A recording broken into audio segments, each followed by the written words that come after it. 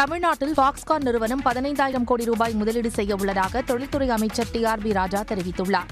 இது தொடர்பாக எக்ஸ் பக்கத்தில் பதிவிட்டுள்ள அமைச்சர் டி.ஆர்.பி. ராஜா, பாக்ஸ்கான் நிறுவனத்தின் 15,000 கோடி ரூபாய் முதலீட்டின் மூலம் 14,000 பேருக்கு வேலைவாய்ப்பு கிடைக்கும் என்று கூறியுள்ளார். இது இந்த பாக்ஸ்கான் விஷயத்துல 2 நாளா தமிழ்நாடு பாலிடிக்ஸே ரொம்ப பரபரப்பா இயங்கிட்டே தான் இருக்கு. ஆல்மோஸ்ட் எல்லா அப்போசிஷன் லீடருமே இந்த பாக்ஸ்கான் இஷ்யூவை கொஸ்டின் பண்ணிருக்காங்க. ஆக்சுவலி இந்த பாக்ஸ்கான் இஷ்யூல என்ன நடந்தது அப்படிங்கறத டீடைல்டா பாக்குறதுக்கு முன்னாடி வீடியோவை லைக் பண்ணிட்டு பேஜை ஃபாலோ பண்ணிக்கோங்க.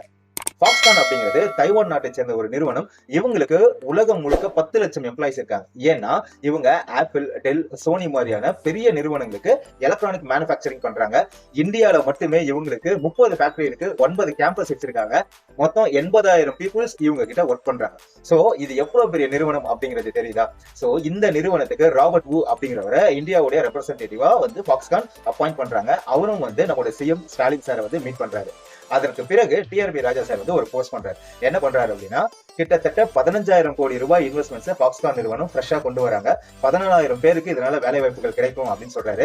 அது மட்டும் அவர் சொல்லல. அதுக்கு அடுத்து அவர் என்ன சொல்றாருன்னா, கவர்மெண்ட்டுடைய இன்வெஸ்ட்மெண்ட் ப்ரொமோஷன் ஏஜென்சி மூலமா பாக்ஸ்கான் டெஸ்க் அப்படிங்கறது கிரியேட் பண்ணி ஃபாஸ்ட் ட்ராக் மெத்தட்ல நாங்க கிளியரன்சஸ் பண்ண போறோம். சோ இமிடியேட்டா நம்ம ஊர்ல பாக்ஸ்கானுடைய ஃபேக்டரி ரன் ஆகும் அப்படின்னு சொல்லியிருக்காங்க. இங்கதான் என்ன நடக்குது அப்படின்னா, பாக்ஸ்கான் நிறுவனம் இந்த செய்தியை முழுமையா மறுத்திருக்காங்க.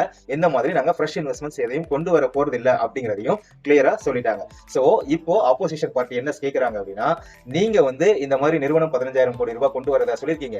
ஆனா அந்த நிறுவனம் இதை முழுமையா மறுத்திருக்கு. அப்போ அந்த கம்பெனி உண்மையிலேயே வரப்போதா இல்லையாங்கிறத கிளியர் பண்ணுங்க அப்படின்னு சொல்லியிருக்காங்க. பட் கவர்மெண்ட் சைட்ல இதுக்கான சரியான ரெஸ்பான்ஸ் இது வரைக்கும் கிடைக்கல. இதுதான் நம்முடைய பொலிட்டிக்கல் கிரவுண்ட்ல 2 நாளா இருக்கிற மிகப்பெரிய ஒரு சர்ச்சையாவே போயிட்டு இருக்கு. ஏன் அப்படின்னா, ஆல்ரெடி பாக்ஸ்கான் நிறுவனத்துக்கு நம்ம ஸ்ரீபெரும்புதூர்ல ஒரு பிளான்ட் இருக்கு. அதுவும் ரன் ஆயிட்டு தான் இருக்கு. இப்போ அடிஷனலா வரும் அப்படிங்கிற அனௌன்ஸ்மெண்ட் அந்த நிறுவனமும் மறுத்திருக்கு. சோ அப்போசிஷன் என்ன சொல்றாங்கன்னா, ஃபாரின் டைரக்ட் இன்வெஸ்ட்மெண்ட்ஸ் கொண்டு வரதுக்காக ஆல்ரெடி சீஃப் மினிஸ்டர் வெளிநாட்டு சுற்றுப்பயணம் போனது எல்லாமே வெறும் பொலிட்டிக்கல் ஸ்ட்ராட்டஜி மட்டும்தான், அது உண்மை கிடையாதுன்னு சொல்லியிருந்தாங்க.